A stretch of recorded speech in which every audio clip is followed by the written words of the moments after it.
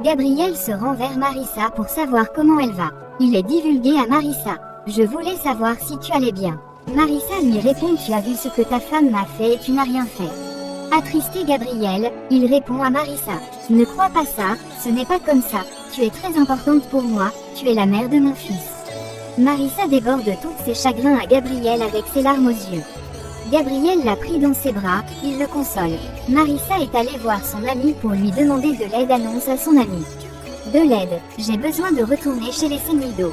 Je suis très fâchée contre Élise pour toutes les fois où elle m'a méprisée. J'ai été si gentille avec elle. Elle m'a montré que je ne mérite rien de tout ce que je lui ai donné, avec beaucoup d'amertume et de tristesse.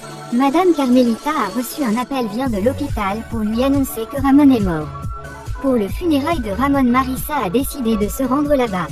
Mais Élise l'a attrapée devant tout le monde avec ses mots injustes, lui demande quelle honte qu'elle a de se présenter devant tout le monde en sachant que son fils est le fruit d'une simple aventure. Marissa lui répond que ce n'est pas sa faute si Ramon considérait Jacob comme faisant partie de sa famille, en comparaison avec elle et sa fille. Élise est irritée de rage. Subitement elle s'est accrochée sur Marissa, elle l'a battue, et puis elle lui annonce qu'elle espère, elle sait qu'elle était proche de Ramon, mais il ne fait pas partie de sa famille. Ramon n'est plus ici parmi nous maintenant. Elle demande à Marissa de se dégager. Avec tristesse et larmes aux yeux, Marissa a laissé l'espace, elle s'en va. Elle se rend vers sa mère pour lui parler, elle annonce à sa mère que Ramon nous a traités comme si nous faisions partie de la famille, Jacob et moi, quand personne d'autre ne l'a fait. Je voulais juste aller à sa veillée pour le remercier de tout ce qu'il a fait pour nous et pour Jacob. Ramon a laissé une partie de son héritage à Jacob. L'avocat est venu pour rédiger le testament, annonce que Rosa, Jacob Pineda chacun recevra un fonds fiduciaire. Élise se sent finalement irritée, elle a exploité sa colère de rage sur Gabriel, elle a donné un gifle à Gabriel en lui disant que lui et son père ont comploté contre lui. Elle n'a pas encore pu le pardonner à l'aventure qu'il a eue avec Marissa, et maintenant il y fait ça. Il n'y a rien qu'il puisse faire pour effacer toute la douleur qu'il lui a causée. Les associés de Marissa sont venus lui annoncer, en parlant de drame par rapport à son paquet de départ de l'entreprise, que Madame Élise a ordonné de le geler.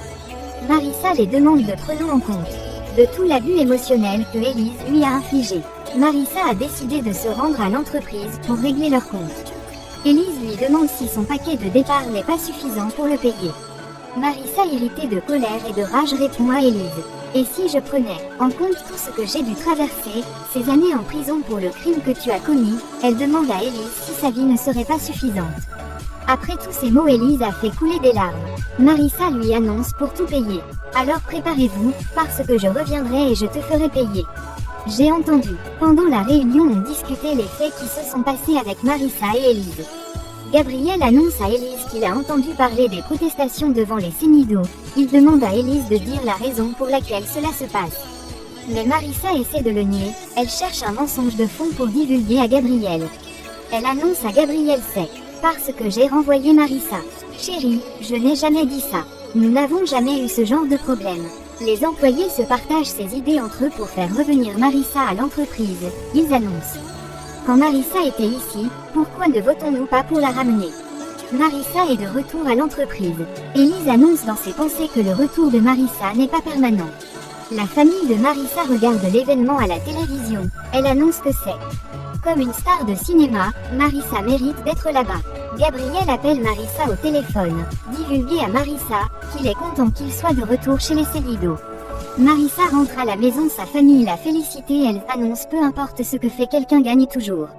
Francis se rend vers l'entreprise. Il a apporté des fleurs pour Élise. L'un des employés a annoncé à Élise la nouvelle: un grand client de toi qui veut se réunir pour t'offrir un accord. Après, Francis demande à Élise de sortir. Sans réfléchir, Élise a accepté l'invitation.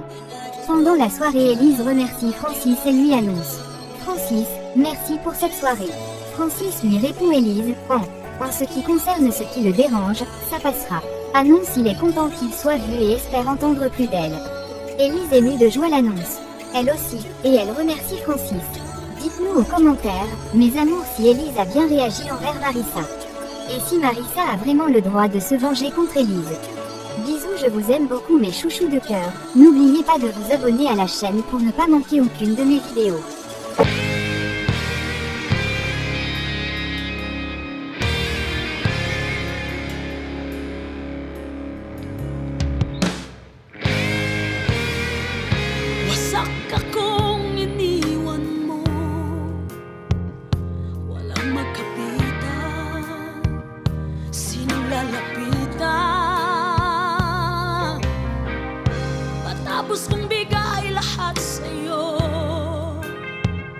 Bawat pating sa akin ay naangkin mo rin.